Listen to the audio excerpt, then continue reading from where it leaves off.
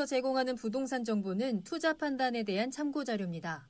방송에서 제공하는 부동산 물건의 가치, 가격 상승 및 가격 하락에 대해서는 방송사에서 보장하지 않습니다.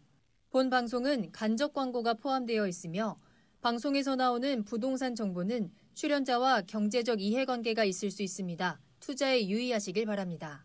본 방송의 제작진 및 출연진은 방송통신심의위원회 규정을 준수합니다.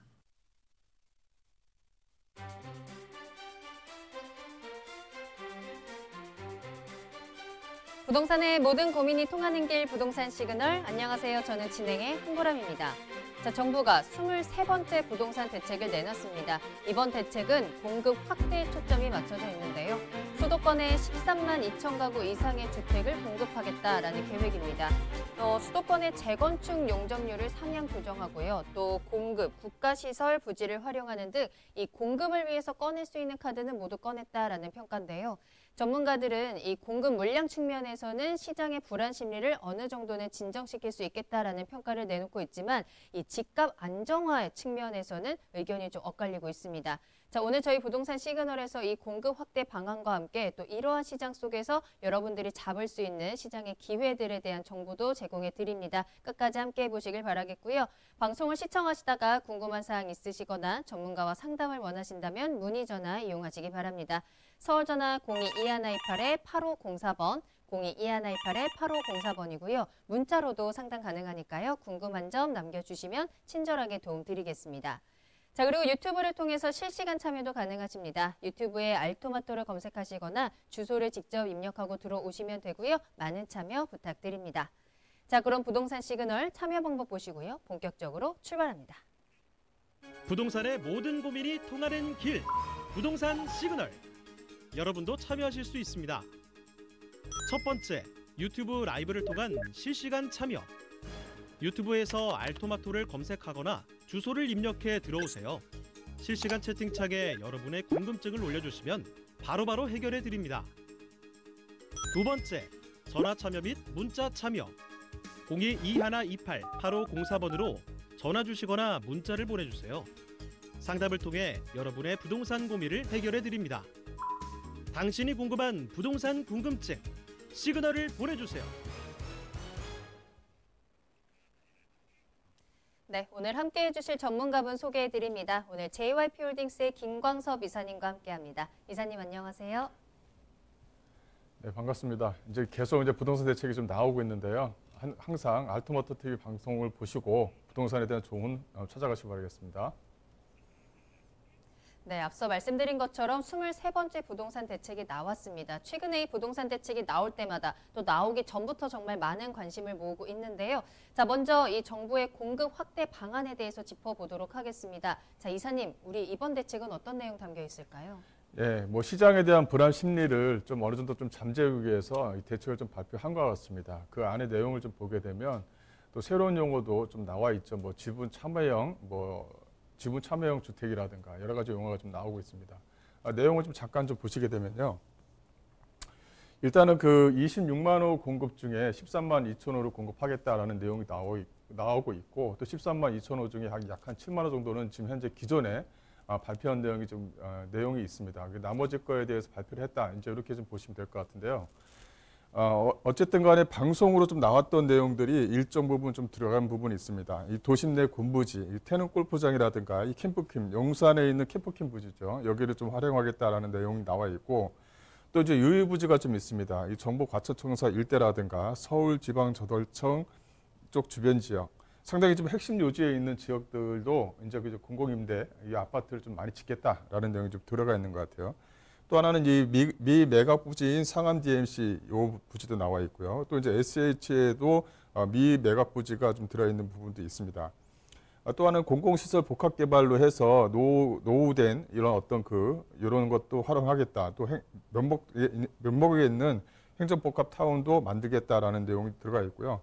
여기 13만 2천 원 세대 이상 공급을 해서 공공임대라든가 공공분양 청약으로 공급하겠다라는 내용이 있습니다. 기존에 3기 신도시 같은 경우는 3만 호 정도를 사전 분양하겠다라는 내용이 들어가 있는데 여기서 또 3만 호를 또 포함을 시켜서 약 한 6만 호 정도를 사전 분양 형태로 진행하겠다라는 내용이 있습니다. 어쨌든 간에 뭐 신혼부부가 됐든 아니면 무주택자로 가지고 계셨던 분들한테는 상당히 좀 희소식일 수가 있을 것 같아요. 그래서 어떤 그 공공임대 또 준공공임대를 만들어서 계속적으로 이 무주택 세대주 또 이제 신혼부부들에게 적극적으로 활용하겠다라는 내용이 좀 포함되어져 있는 부분이 있습니다. 또 이제 다음 내용을 좀 잠깐 보시게 되면 이 대규모 공공주택지구라든가 중소규모 공공택지지구 또 택지개발지구로 이렇게 나눠서 진행을 하고요. 기존 발표한 3기 신도시 공공분양 사전 청약 물량을 약 한 6만 세대까지 확대를 하고 또 신규 택지 발굴로 인한 13만 2천 세대, 기존의 공급 예정 물량으로 약 한 7만 세대, 총해서 26만 약 한 2천 세대 이상을 공급하겠다라는 내용이 있습니다. 이제 기존에 있는 발표한 내용과 더불어서 이제 플러스 알파를 시켜서 서울과 또 수도권에도 핵심 요지 쪽 주변 지역으로 또 유의부지를 반드시 찾아서 아파트를 짓겠다라는 내용이 있습니다. 그래서 현재 나오고 있는 뭐 시중에서 나오고 있는 이런 어떤 불안 요소를 단기적으로 좀 잠재우겠다라는 내용도 좀 포함되어져 있는 부분도 있습니다. 여기에서 이제 좀 그 용어가 좀 약간 생소한 게 나오는데요. 공공 참여형 고밀 재건축 제도를 도입하겠다는 내용이 있습니다. 그래서 용적률을 300에서 500 수준으로 완화하겠다라는 내용이 좀 들어가 있는데요. 여기서 중요한 부분은 이제 고밀이죠. 이 고밀에 대한 용어가 좀 들어갔다는 것입니다. 그래서 기존의 용적률을 300% 정도로 잡게 되면 한 35층까지 올라가게 되겠죠. 약 한 용적률을 한 500% 잡게 되면 한 50층 이상 이제 아파트가 올라갑니다. 그래서 기존의 재건축 단지, 즉 서울 지역의 재건축 단지 같은 경우는 약 한 6군데가 정도가 되는 것 같아요. 약 한 52만 호 정도가 되는데 거기서 약 한 20% 정도, 약 6만 호 정도는 안정적으로 확보를 하겠다는 내용입니다. 또 추가적으로 이런 어떤 고밀도 재건축을 하게 되면 조합 입장에서는 공공임대를 집어넣어야 되는 거니까 불편함이 있는 거죠. 그래서 뭐 안 하겠다는 조합원도 나오고 있겠지만 어쨌든 간에 용적률을 상향시켜줘서 예를 들어서 35층에서 50층까지 지어지게 되면 한 15층, 15층에서 절반을 공공임대 사업자를 빼겠다는 것입니다. 즉 기부 체납을 그쪽으로 돌리겠다는 것이죠. 기부 체납 같은 경우는 기존에 도로라든가 공공기관 시설로 해서 돌리는데 그것을 그렇게 하지 않고 이제 아파트를 높게 지은 대신에 거기서 공공임대를 절반 정도 빼겠다는 것입니다. 근데 조합 입장에서 보게 되면 상당히 이게 메리트가 있는 것입니다. 근데 여기서 서울시하고 좀 약간의 이제 어폐가 있는 부분은 뭐냐면 이 고밀도가 들어가다 보니까 이종지구 지역, 즉 준주거 지역 같은 경우는 가능한데 이종 지역 같은 경우는 어떻게 하겠냐 이런 부분이 남아 있는 거죠. 하지만은 현재 지금 지구 단위 계획 구역을 지정하게 되면 2종이든 3종이든 간에 준주거 지역으로 또 가능한 부분이 있기 때문에 아마도 적극적으로 활용할 것 같습니다. 꼭 뭐 50층 이상 짓지 않는다 하더라도 뭐 40층도 될 수 있고 또 35층 이상 이렇게 좀 될 수 있는 부분 여지가 상당히 좀 많이 살아있기 때문에 조합 입장에서는 상당히 좀 호재거리가 될 것 같아요. 그래서 지금 현재 재건축의 어떤 그 불투명성 때문에 잘 이루어지지 않는 부분도 여기서 공공이라는 용어가 들어갔기 때문에 그러니까 정부에서 예산을 지원한다는 것이죠. 공공임대를 예산을 지원해 줄 테니 투명하게 진행을 해서 현재 지금 재건축을 진행하게 되면 평균 약 한 10년에서 15년 걸리지 않습니까? 그거를 단기적으로 좀 축소를 하겠다는 내용도 사실은 포함되어져 있는 것입니다. 그래서 오히려 현재 지금 지지부진했던 재건축이 앞으로는 좀 더 이런 어떤 그 고밀도, 이 재건축 이런 용어 때문에 좀 더 활성화되지 않을까 싶어요. 오히려 좀 재건축에 대한 기대감이 좀 높아질 수 있는 그런 것도 좀 남아있다. 이렇게 좀 정리를 해드리겠습니다.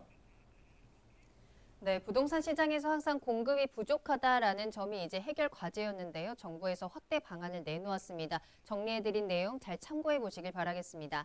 자, 그럼 오늘 본격적으로 이슈 시그널 출발해 보도록 하겠습니다. 자, 이렇게 공급 대책을 어제 내놓긴 했지만 계속해서 정부는 규제책을 내놓으면서 시장을 압박하고 있고 이 규제책들이 하나둘 시행이 되고 있는데요. 자, 오늘 이슈 시그널에서는 이와 관련된 내용 한번 짚어보도록 하겠습니다. 자, 이사님 오늘 어떤 내용 살펴볼까요? 네, 올해는 이제 계속적으로 이제 부동산에 대한 대책이 나오고 있는데요. 그 중에서 임대차 보호법에 대해서 상당히 좀 문의 전화가 많은 것 같아요. 올해는 임대차 보호법을 Q&A 식으로 해서 국토교통부가 발표한 내용이 있습니다. 그걸 좀 정리를 해서 보여드리도록 하겠습니다. 영상을 먼저 보시겠습니다.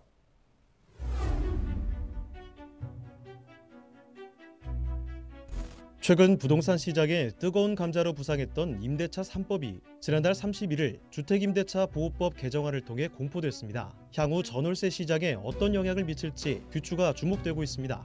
임대차 3법이란 전월세 신고제, 전월세 상한제, 계약갱신 청구권을 말하는데요. 앞으로 주택임대차 계약 시 30일 이내에 해당 관청에 계약 내용 신고를 의무적으로 해야 하며 계약 갱신 시 임대료를 5% 이상 인상할 수 없습니다. 또한 세입자가 기존 2년 계약 이후 추가로 2년을 연장할 수 있도록 보장됐는데요. 임대차 3법 중 전월세 신고제의 경우 2021년 6월부터 시행되며 전월세 상한제와 계약갱신 청구권은 지난달 31일 즉시 시행됐습니다.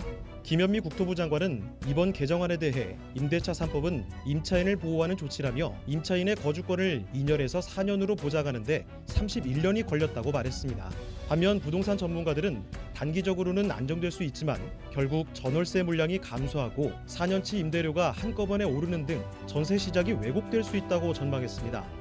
오늘 부동산 시그널에서는 주택임대차 보호법 개정안에 대해 상세히 살펴보겠습니다.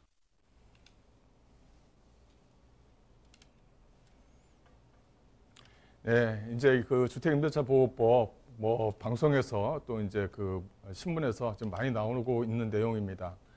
이제 그 뭐랄까요, 집주인 이런 용어를 이제 쓰기는 좀 이제 거북해졌죠. 뭐냐면 임대인과 임차인이 동등한 이제 상호 갑을 관계에서 상호 진행되는 부분이 있다, 이렇게 좀 보시면 될 것 같아요. 과거 같은 경우는 임대인이 내가 예를 들어서 1,000만 올릴 테니 너 나갈래 집을 뺄래 이렇게 이제 했었는데 이제 그러지 않고 이제 대등한 관계를 좀 만들어냈다. 어떻게 보면 임차인에게 임대차 3법이 통과됐다고 해서 임대차의 어떤 보호가 선진국 수준에 맞느냐 이런 부분은 좀 남아 있는 것 같습니다. 하지만 일단은 시작은 됐다, 이렇게 좀 보시면 될 것 같고요.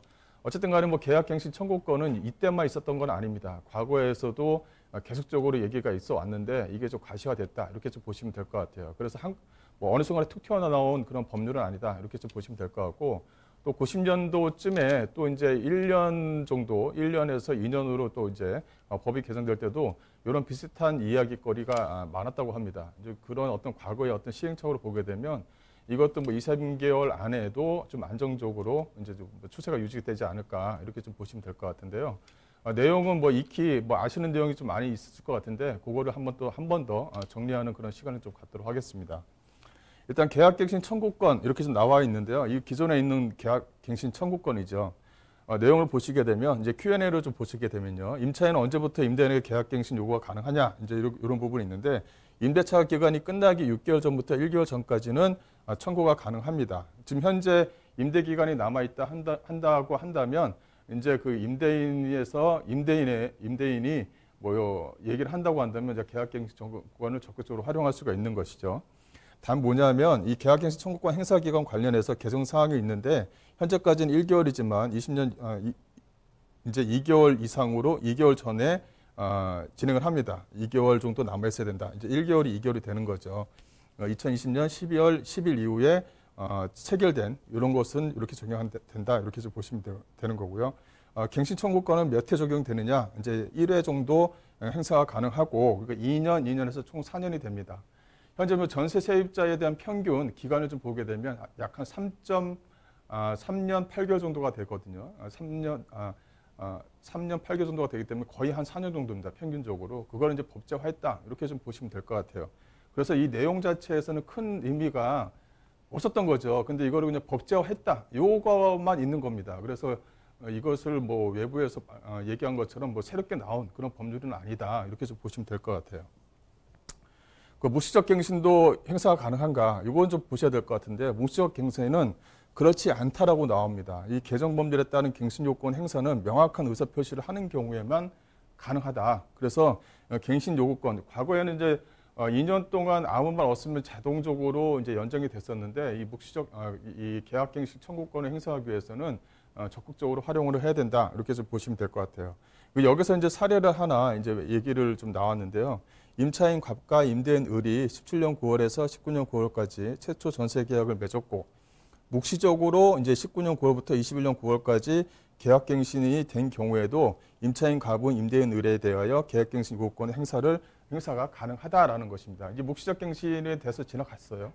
묵시적갱신이 지나갔으면 나중에 한 번 더 이제 계약갱신 청구권으로 해서 2년 더 이렇게 이제 되는 겁니다. 그래서 예, 앞으로는 이 묵시적갱신을 할 때는 그 묵시적갱신으로 해서 그냥 지나가는 것이 아니라 계약갱신을 하고 싶으면 적극적으로 활용하라 이런 내용이 좀 포함되어져 있는 부분도 있습니다.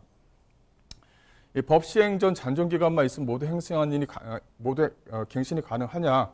법 시행 전의 잔존 기간, 즉 6개월에서 1개월 요 잔존 기간이 남아 있다고 한다면 가능하다는 것입니다. 이 기존 계약의 연수에 상관없이 1회 2년 갱신권을 부여할 수가 있습니다. 다만 계약 기간이 1개월 이상 남아 있어야 하고요.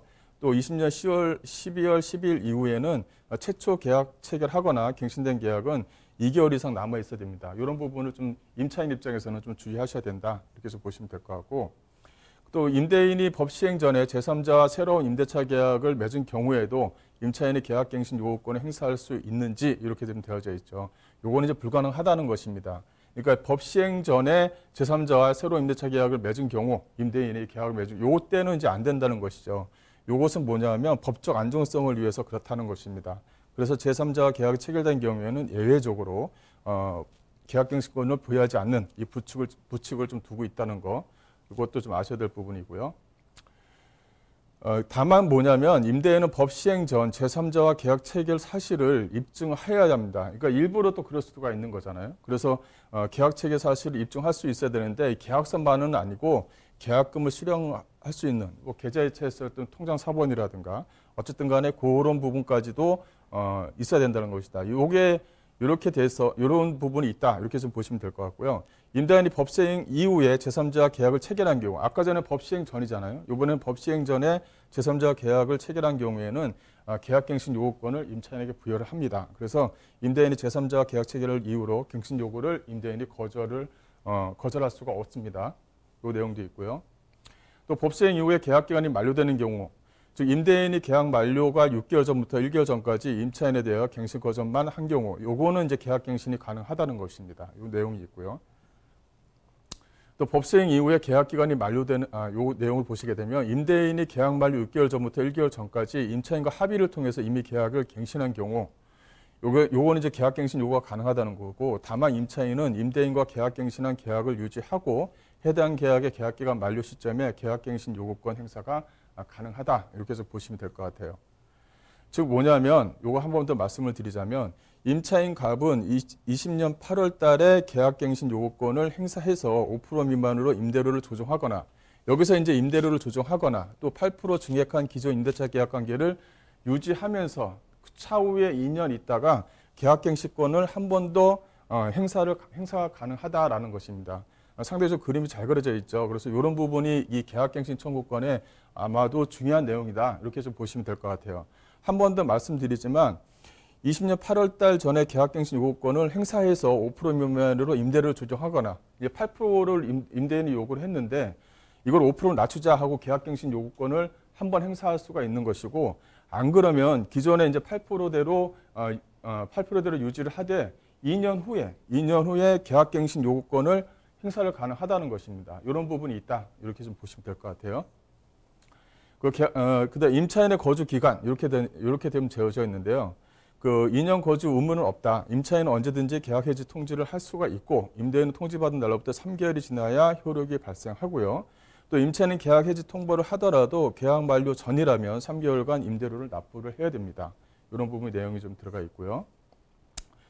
그다음에 이제 계약갱신 청구권에서 이제 그 임대인이 이제 거절할 수 있는 임대 거절권이라는 게 있죠. 이 거절에 대한 사유입니다. 이 기존에 있는 내용인데 여기서 좀 약간 차이점이 좀 있는 부분이 있습니다. 그렇지만 한 번 더 읽어보도록 한다면요.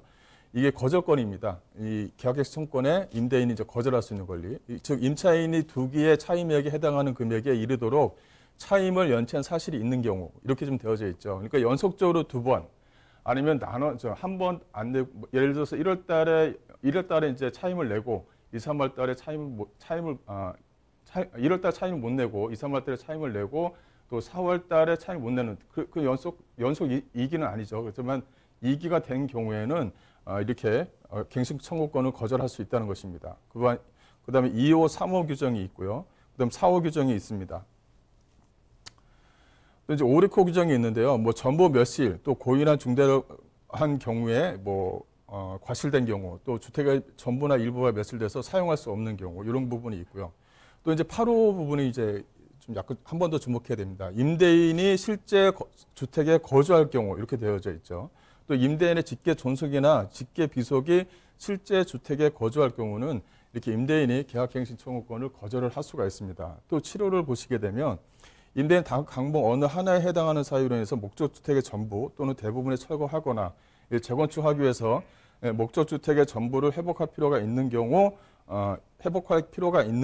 이런 경우에도 거절을 할 수 있다. 즉, 뭐 예를 들어서 뭐 재개발을 진행해서 해야 된다 하게 되면 이제 계약갱신 청구권을 거절할 수 있다. 이런 내용이 좀 들어가 있는 부분이 있죠. 예, 그 다음에 이제 임차인이 직접 거주할 필요성, 임대인이 실제 거주하려는 경우는 이런 것은 계약갱신 거절권을 행사할 수 있다는 것이 들어가는 거고요. 또 임대인이 직접 거주 사유가 이제 허위인 경우가 있습니다. 이런 것은 손해배상 청구가 이제 가능하다라는 내용이 있습니다. 손해배상 청구가 가능한데 이 손해배상 산정은 어떻게 할 것이냐 이런 부분이 남아 있죠. 임대인과 임차인 간의 손해배상 예정액이 있으면 거의 그에 따르고요. 그런 부분이 없다고 한다면 갱실 거절 당시 월 단위의 임대료, 그 다음에 또 전세금은 법정 전환율 4%를 적용해서 3개월에 해당하는 금액을 지불해야 됩니다. 또 두 번째는 뭐냐면 그 임대인이 새로운 임차인에게 임대에 얻은 월 단위의 임대료가 있잖아요. 또 이제 갱신 거절 당시 기존에 있는 임차인이 냈던 월세가 있지 않습니까? 거기에 대한 차액분의 2년분에 해당하는 금액을 지불해야 됩니다. 이런 것이 손해배상액 산정 또 예정으로 좀 들어가 있다. 이런 내용을 좀 보시면 될 것 같고요. 예, 그다음에 임대료 그 상한입니다. 임대료 상한을 보시게 되면 임대료 상한 제한을 좀 적용을 하는데요. 이 존속 중인 계약에서 임대료 증액 또는 계약갱신 청구권 행사하는 경우에는 5% 이내에서 이제 협의를 합니다. 이제 5% 이내에서 협의를 하는데 이게 이제 지자체별로 규정이 따로 정해져 있어요. 그러니까 법정 상한선은 5%고 그 안에 지자체에서 뭐 3%, 4% 이렇게 정할 수가 있다는 것이죠. 지자체에서 정하지 않으면 5% 내에서 이제 협의를 한다는 것입니다. 5% 다 내라 이런 것이 아니고 임대인과 임차인이 5% 안의 범위 안에서 서로 간에 협의를 해라 이런 내용이 포함이 되어져 있는 부분이 있습니다. 그다음에 계약갱신 청구권 행사 시 월세 전환 이렇게 좀 볼 수가 있는데 이 개정법률상 갱신되는 임차인은 전임대차와 동일한 조건으로 다시 계약되는 것으로 보는 것입니다. 그래서 이 임차인과 사전 동의 없이는 전세에서 월세 전환은 할 수가 없습니다. 그래서 임차인의 동의에 의해서 전세에서 월세 전환으로 가능하다라는 것이고요. 주택임대차 보호법 제7조에 따른 법정 전환율이 여기서 이제 적용이 됩니다. 그래서 이 법정 전환율에 따라서 월 단위 차임으로 전환하는 경우 이 10% 또 기존금리의 플러스 3.5% 중 낮은 비율로 좀 책정이 된다. 이렇게 좀 보시면 될 것 같고요.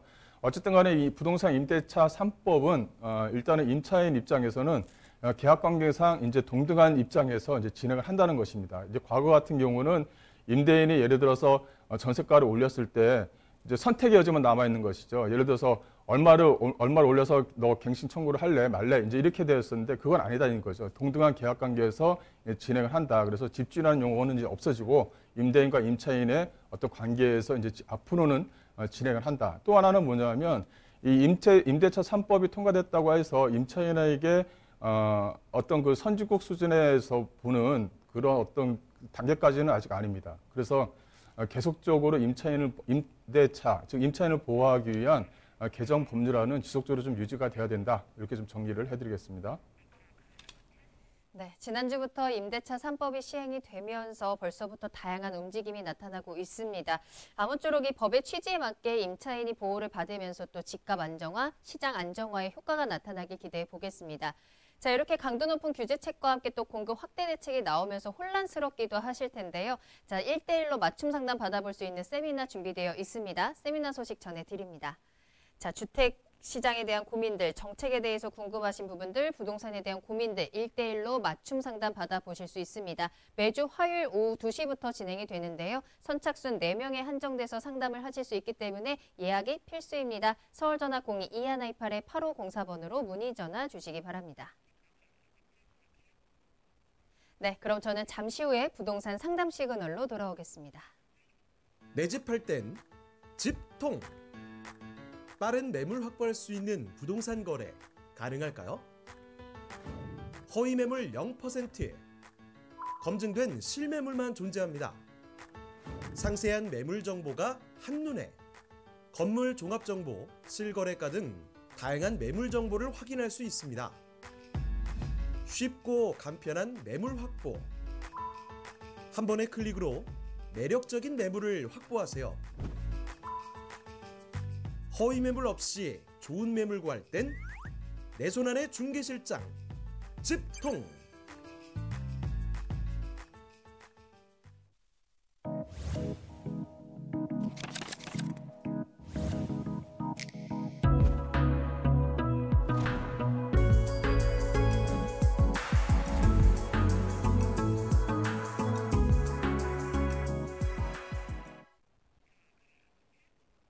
네, 여러분들의 부동산 궁금증을 해결해드리는 부동산 상담 시그널입니다. 부동산 시그널만의 다양한 분석을 이용해서 확실한 시그널 보내드립니다.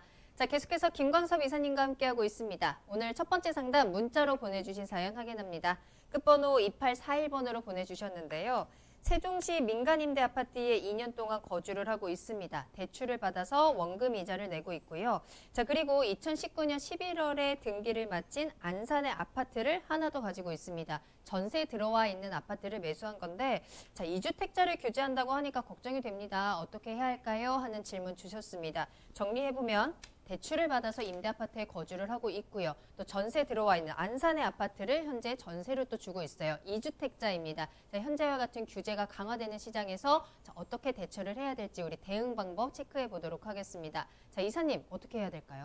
네, 이제 뭐 이런 분들이 좀 많으실 것 같아요. 이제 그 하나는 거주하고 있고 하나는 이제 임대를 놓고 이런 그 다주택자 분들한테는 좀 이깃거리가 좀 많이 있을 것 같은데, 일단은 그 지금 현재 뭐 지도를 보면서 뭐 그 세종시 아파트 이렇게 해서 설명해야 될 부분은 아닌 것 같고요. 일단은 이런 어떤 그 2주택자 분들 이런 분들한테는 가장 중요한 부분은 이제 세금이죠. 이제 보유세 부분하고 나중에 추후에 팔 양도세 부분이 있는데, 이 시청자분께서는 2019년도 10월 달이면 이제 작년에 이제 매수를 하신 겁니다.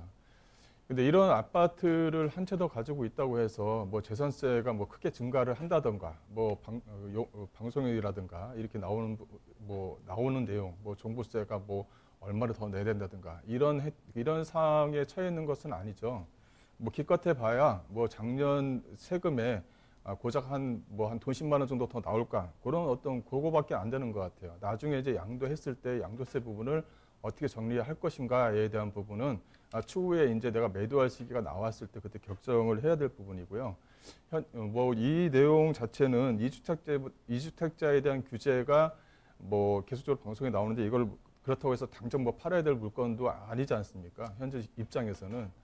그래서 이 부분은 안산에 있는 그 아파트 그 자체가 어떤 의미를 가지고 매수를 하셨는지, 또 어떤 매도 타이밍을 어떻게 잡으셔서 진행하실 건지, 또 이런 부분도 한 번 더 생각을 해보셔야 될 것 같아요. 그래서 문자 상담을 주실 때는 좀 더 구체적으로 좀 주시는 게 좀 좋을 것 같습니다. 이건 이렇게만 정리를 좀 해드릴게요. 네, 지금 규제 때문에 걱정이 많으신 것 같은데요. 지금 당장 매도할 타이밍은 아닐 수도 있다. 조금 더 자세한 내용 함께 보내주시면 또 상담 도와드리도록 하겠습니다. 이 규제에 관해서 나의 매도 타이밍이라든지 나의 투자 패턴을 다시 한번 생각해 보시는 것도 중요하겠습니다. 자, 계속해서 상담 이어가겠습니다. 추가적으로 궁금한 사항 있으시거나 또 나도 상담을 받고 싶어요 하시는 분들 지금 바로 부동산 시그널 문의 전화 이용해 보시길 바라겠습니다. 서울 전화 02-2128-8504번, 02-2128-8504번 열어두겠습니다. 자, 다음 문자 확인해 보겠습니다. 끝번호 3658번으로 보내주신 사연이고요. 상암동 월드컵 4단지 33평을 보고 있습니다. 어느 금액대에 사야 하는지 궁금하고요. 정부 대책이 계속해서 나오고 있는데 언제쯤 매수 시기를 잡아야 하는지 궁금합니다 하셨습니다. 아파트 매수 고민이네요. 매수 타이밍 잡아보도록 하겠습니다. 자, 이사님 언제 사는 게 좋을까요?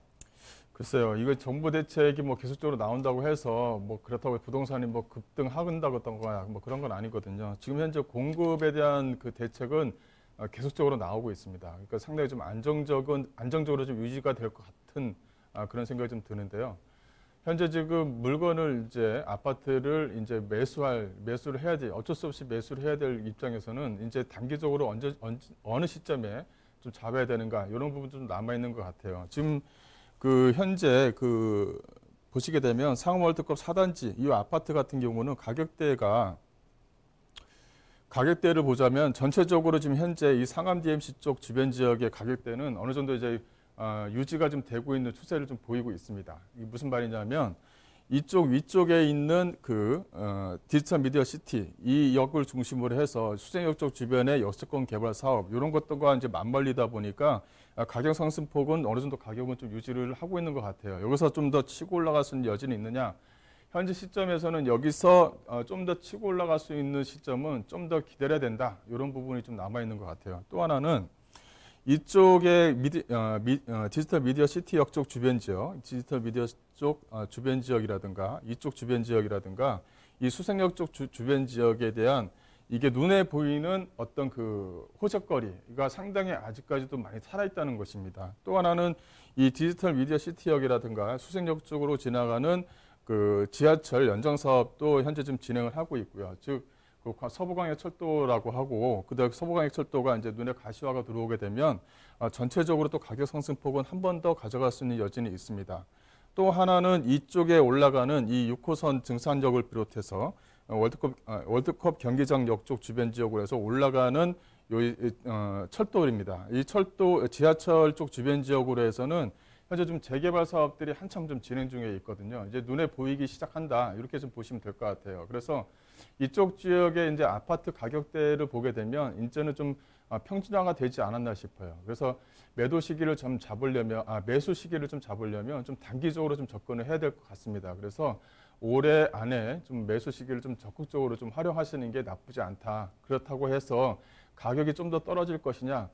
저는 그렇지 않다고 보입니다. 워낙 이 수생역 쪽 주변 지역은 호재거리가 너무 많이 있고요. 또 역세권 개발 사업의 중점 사업이 이 수생역 쪽하고 강원대 쪽 주변 지역의 역세권 개발 사업이거든요. 이게 먼저 진행이 돼야 다른 기타 지역의 역세권 개발 사업도 그 추후에 따라가는 그런 모양을 좀 보일 수 있을 것 같아요. 그래서 이런 것들이 아직 상당히 좀 많이 살아있는 부분이 있기 때문에 좀 단기적으로 좀 매수를 하는데 좀 추천을 좀 해드리겠습니다.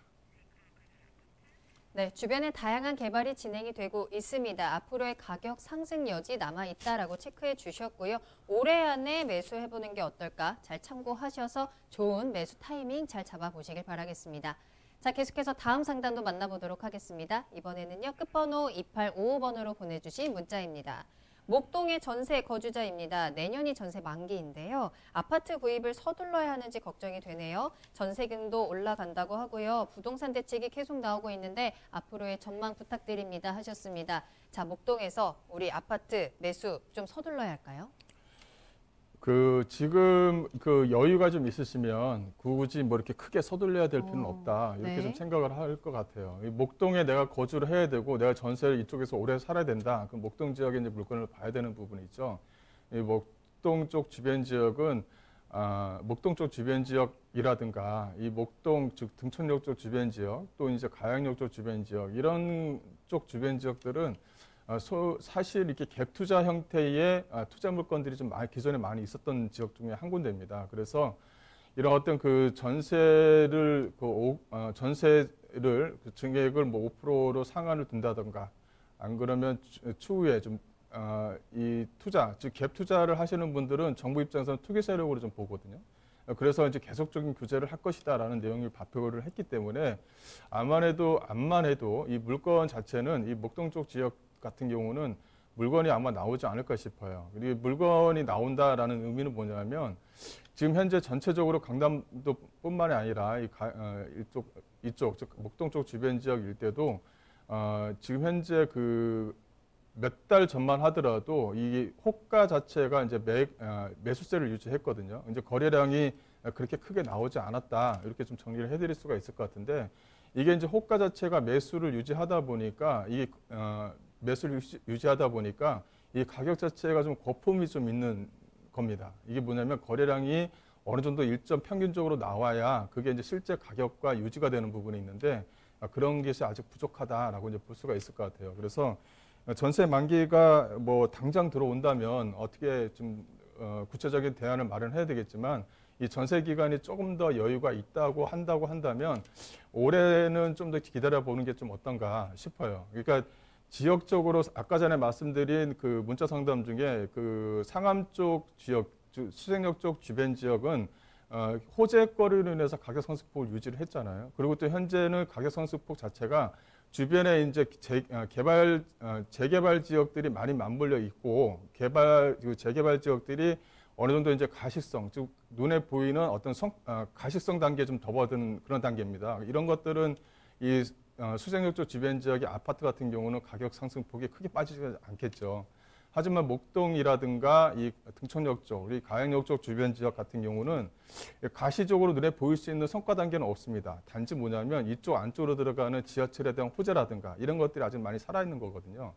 그렇지만은 이 갭 투자하는 형태를 좀 보게 되면 이 목동 쪽 주변 지역이라든가 이 등촌역 쪽, 또 가양역, 또 염천역 쪽 주변 지역은 이 갭 투자 형태가 비례적으로 좀 많이 추세적으로 좀 몰려 있습니다. 단기적으로 어떤 차익을 실현하려고 하시는 투자자분들이 이쪽이 좀 많이 있다. 그래서 오히려 뭐냐면 역으로 이쪽 지역 같은 경우는 거래가 나올 수 있는 그런 어떤 비율적으로 상당히 좀 높다는 것입니다. 그래서 오히려 이런 어떤 그 목동 쪽 주변 지역, 또 목동과 가까이 있는 등촌동이라든가 염천동 쪽 주변 지역 같은 경우는 추세를 좀 지켜보면서 매수 타이밍을 좀 잡으셔야 되는데 매수 타이밍 시기는 올해 같은 경우는 짝수이지 않습니까? 이 전세가 좀 많이 몰려 있는 해입니다. 그래서 내년 같은 경우는 내년 상반기 또는 이제 하반기쯤에 매수 타이밍을 잡아도 좀 늦지 않다. 이렇게 좀 말씀 좀 드릴게요. 그래서 단기적으로는 올해는 좀 더 지켜보시고 내년 상반기쯤에 매수 타이밍을 한번 기다려 보시는 것도 나쁘지 않다. 이렇게 정리해 드릴게요. 네, 이렇게 오늘 김광섭 이사님과 함께 여러분들의 부동산 궁금증 다양하게 해결 도와드렸습니다. 정말 오늘따라 정책 때문에 고민이네요 하는 상담이 많았습니다. 다들 그러실 것 같아요. 무주택자도 다주택자도 고민이 많을 수밖에 없는 현재 시장에서 세미나를 통해서 꼭 상담 받아보시길 바라겠습니다. 1:1 맞춤 상담 세미나 준비되어 있습니다.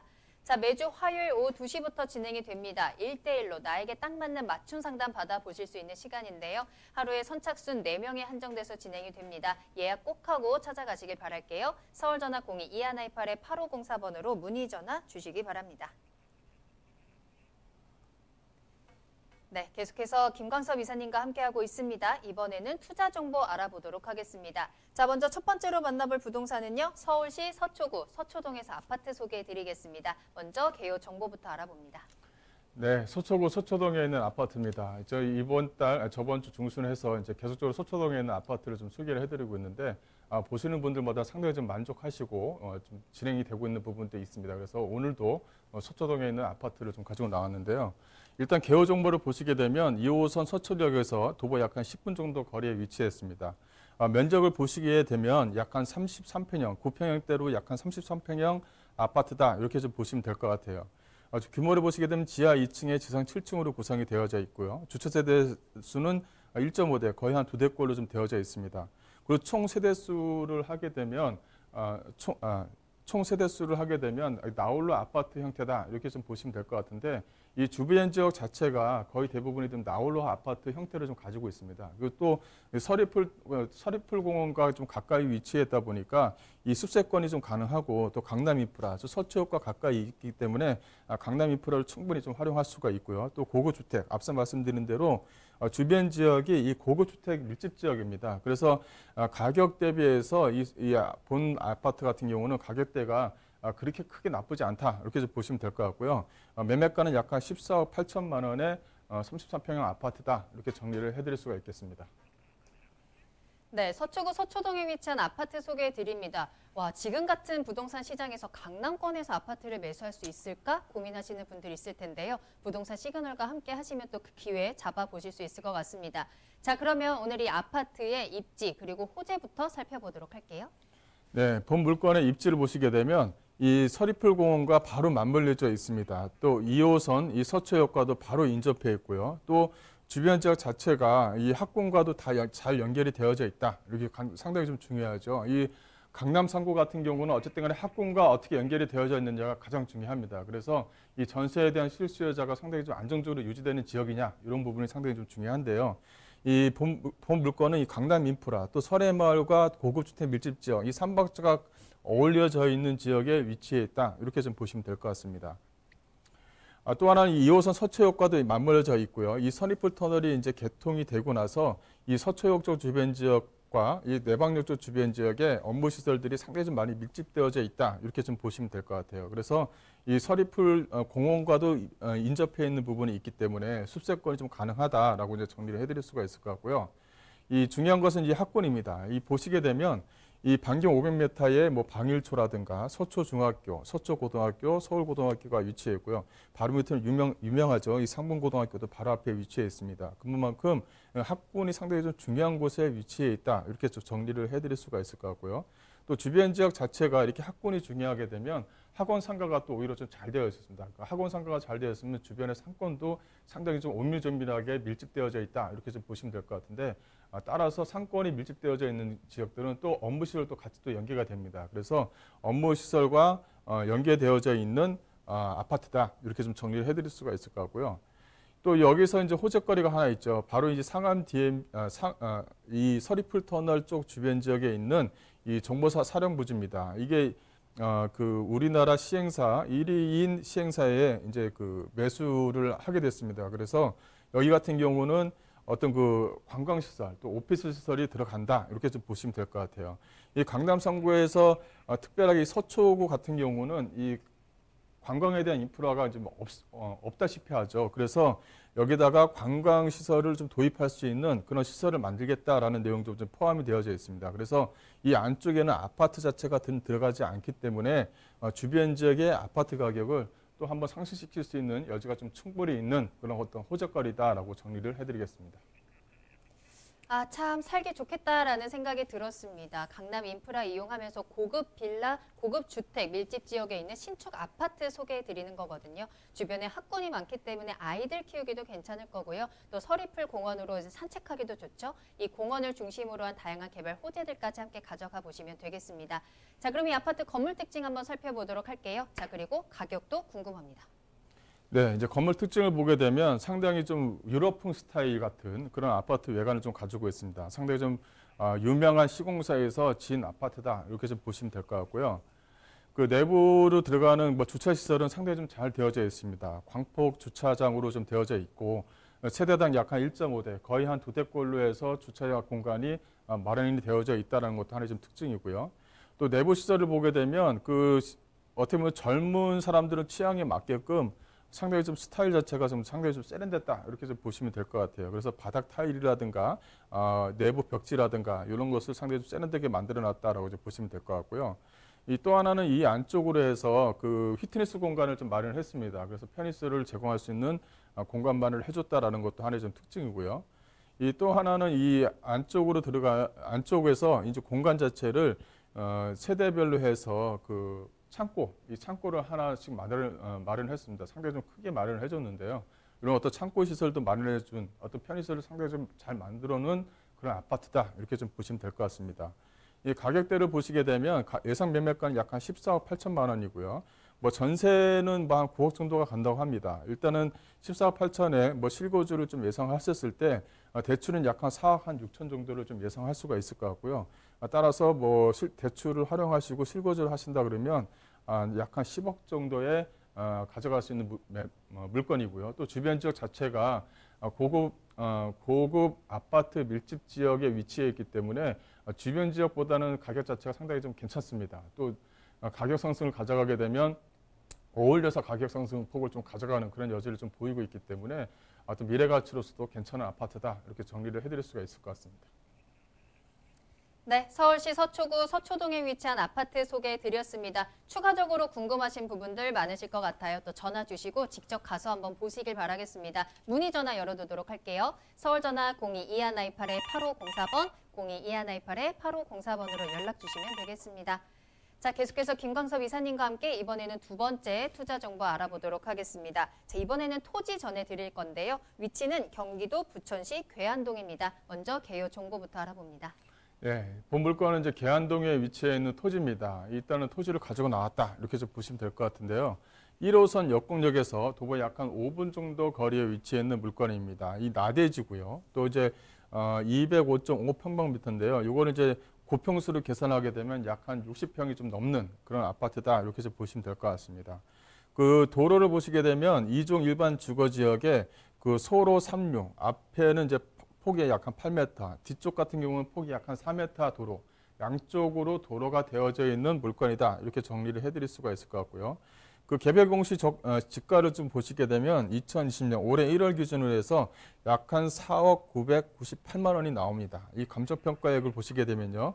2018년도 4월 감정평가를 보시게 되면 약 한 6억 9천만 원에 나와 있는 대지입니다. 근데 매매가를 보시게 되면 8억 3,900만 원입니다. 상당히 좀 저렴하게 나온 토지다. 이렇게 좀 정리를 해드릴 수가 있겠습니다.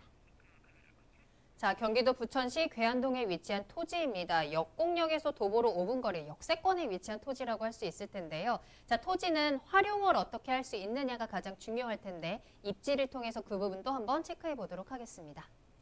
네, 앞서 말씀드린 대로 역곡역에서 도보 약 한 5분 정도 거리에 위치해 있는 물건입니다. 이 앞쪽으로 보시게 되면 역곡역이 이렇게 위치해 있죠. 역곡역 쪽 주변 지역이 일반 상업 지역으로 이렇게 좀 묶여져 있습니다. 나머지는 다 이종 지역이 위치해 있죠.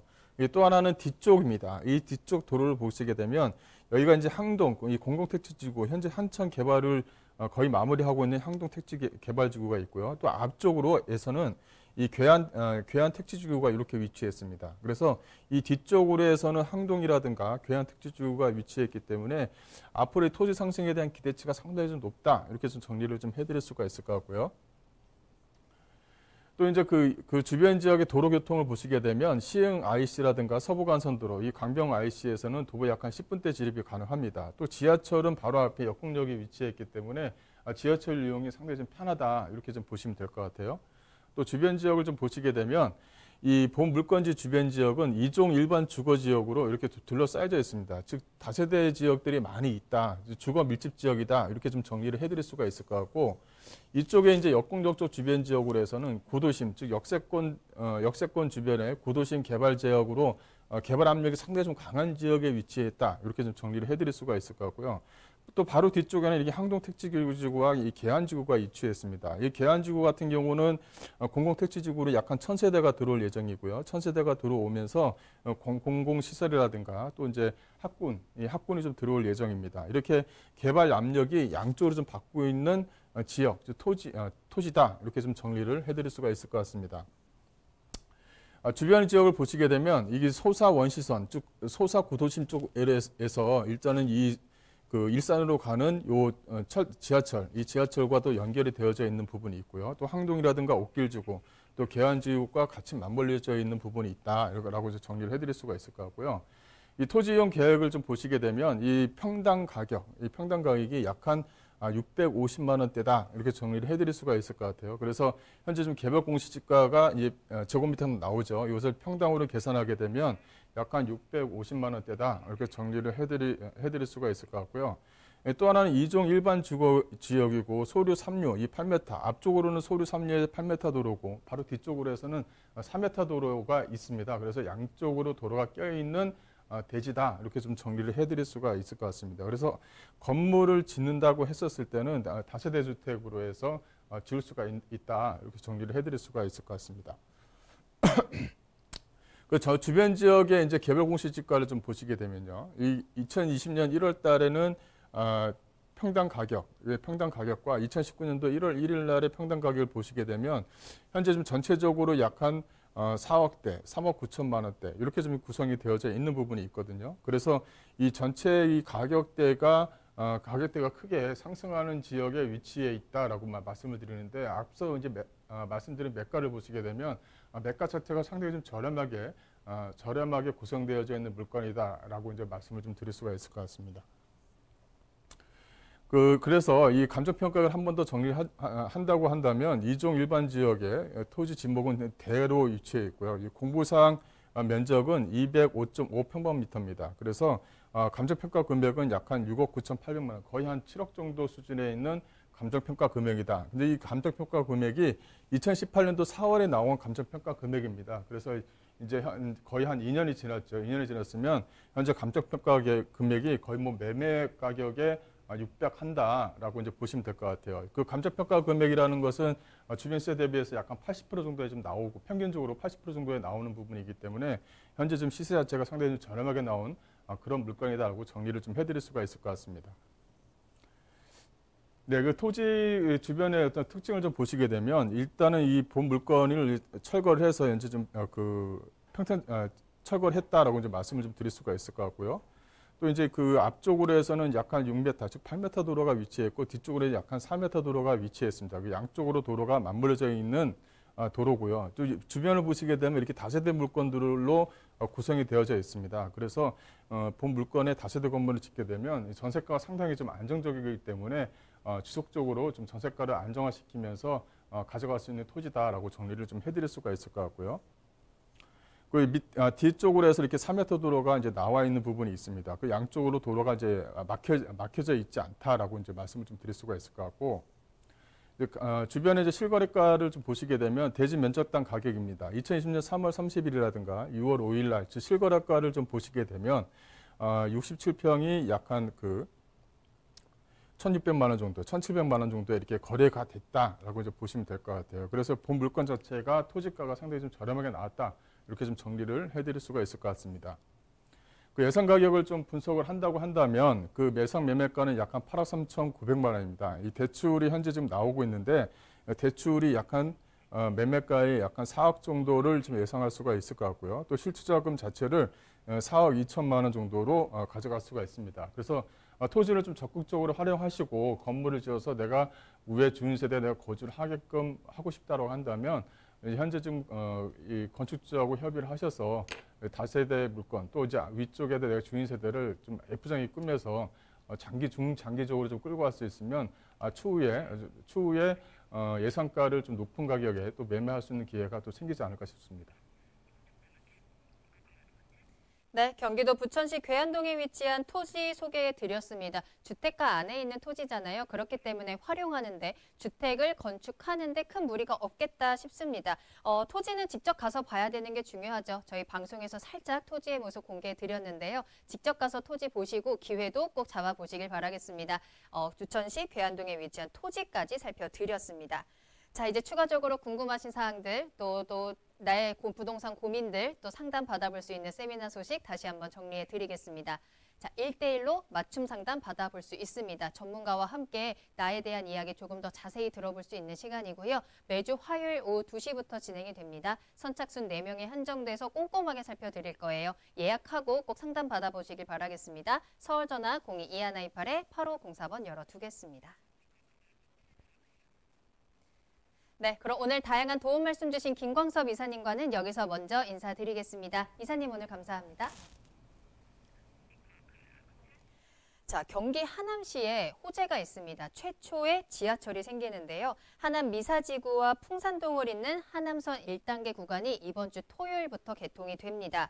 하남선을 이용할 경우에는 하남 풍산역에서부터 강남역까지 47분 만에 도달할 수 있는데요. 서울로서의 출퇴근이 굉장히 쉬워지겠죠. 이처럼 새로 개통하는 철도에 대한 부분도 좀 꼼꼼하게 체크해 보시길 바라겠습니다. 자, 부동산 시그널 오늘 방송은 여기서 마치지만요. 그래도 계속해서 문의 전화는 항상 열려 있습니다. 여러분들의 부동산 궁금증 시그널을 계속해서 보내주세요. 서울 전화 02-2128-8504번, 02-2128-8504번 전화와 문자 모두 활짝 열어두겠습니다. 자, 그리고 유튜브 실시간 채팅창도 열려 있습니다. 유튜브에 알토마토를 검색하시거나 주소를 직접 입력하고 들어오시면 되고요. 또 알토마토 홈페이지 들어오시면 저희 프로그램 무료로 다시 보기 이용하시면서 또 여러분들의 다양한 시청 소감도 남겨주시기 바랍니다. 자, 그럼 저는 다음 이 시간에 더욱더 알찬 정보 가지고 돌아오겠습니다. 시청해주신 여러분 고맙습니다.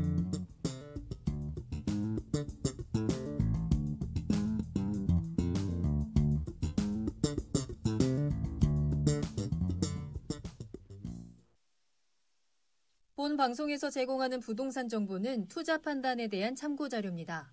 방송에서 제공하는 부동산 물건의 가치, 가격 상승 및 가격 하락에 대해서는 방송사에서 보장하지 않습니다. 본 방송은 간접 광고가 포함되어 있으며 방송에서 나오는 부동산 정보는 출연자와 경제적 이해관계가 있을 수 있습니다. 투자에 유의하시길 바랍니다. 본 방송의 제작진 및 출연진은 방송통신심의위원회 규정을 준수합니다.